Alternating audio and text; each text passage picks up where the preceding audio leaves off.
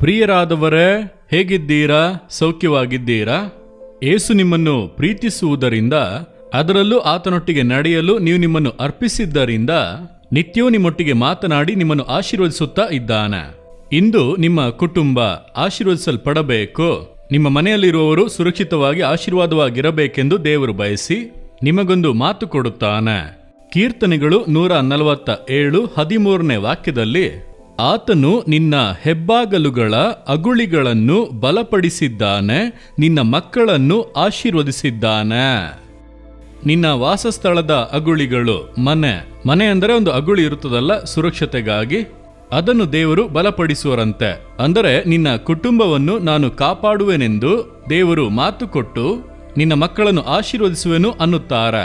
ಹಾಗಾದರೆ ನಿಮ್ಮ ಮನೆಯಲ್ಲಿರುವ ಕುಟುಂಬಸ್ಥರು, ಮಕ್ಕಳ ಮೇಲೆ ದೇವರು ಅಕ್ಕರೆ ಉಳ್ಳಂತವರು. ಮೊದಲನೆಯದಾಗಿ ನಾನು ಸಂರಕ್ಷಿಸುವೆನು ಎಂದು ದೇವರು ಹೇಳುತ್ತಾರೆ. ನೀವು ಭಯಪಡುತ್ತಾ ಇದ್ದೀರಾ? ನನ್ನ ಮಕ್ಕಳ ಭವಿಷ್ಯತ್ ಕಾಲ ಹೇಗಿರುತ್ತದೋ ತಿಳಿಯುತ್ತಿಲ್ಲ, ಕೆಟ್ಟ ಕಾಲವಾಗಿದೆ ಎಂದು ಅಂದುಕೊಳ್ಳುತ್ತೀರಾ? ದೇವರು ನಿಮ್ಮನ್ನು ಸಂರಕ್ಷಿಸಿ ಮಕ್ಕಳನ್ನು ಆಶೀರ್ವದಿಸುವವರು. ಮಕ್ಕಳು ಖಂಡಿತ ಆಶೀರ್ವದಿಸಲ್ಪಡುವರು.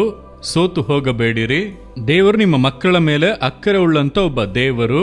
ನಿಮ್ಮ ಮಕ್ಕಳು ಓದುತ್ತಾರಾ, ಕೆಲಸ ಮಾಡುತ್ತಾರಾ, ಏನೇ ಮಾಡುತ್ತಿದ್ದರೂ ದೇವರು ಅವರನ್ನು ಆಶೀರ್ವದಿಸಿ ಒಂದು ಆಶೀರ್ವಾದವಾದ ಜೀವಿತವನ್ನು ಏರ್ಪಡಿಸಿ ಅವರನ್ನು ಘನಪಡಿಸುವರು. ಅವರಿಗೆ ವಿರೋಧವಾಗಿ ಎಷ್ಟೋ ಕೇಡುಗಳು ಲೋಕದಲ್ಲಿ ಕಾಣಲ್ಪಡುತ್ತಿವೆ.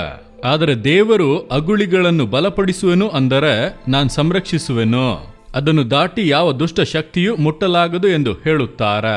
ನಿಮ್ಮ ಕುಟುಂಬವನ್ನು, ನಿಮ್ಮ ಕುಟುಂಬದಲ್ಲಿ ಇರುವವರನ್ನು, ಮಕ್ಕಳನ್ನು ಯಾವ ದುಷ್ಟ ಶಕ್ತಿಗಳು, ಮಾಟ ಮಂತ್ರಗಳು, ಅಂಟುರೋಗಗಳು ಮುಟ್ಟಲಾಗದು. ದೇವರು ಸಂರಕ್ಷಿಸುವರು, ಆಶೀರ್ವದಿಸುವರು. ನೀವು ನಂಬುತ್ತೀರಾ?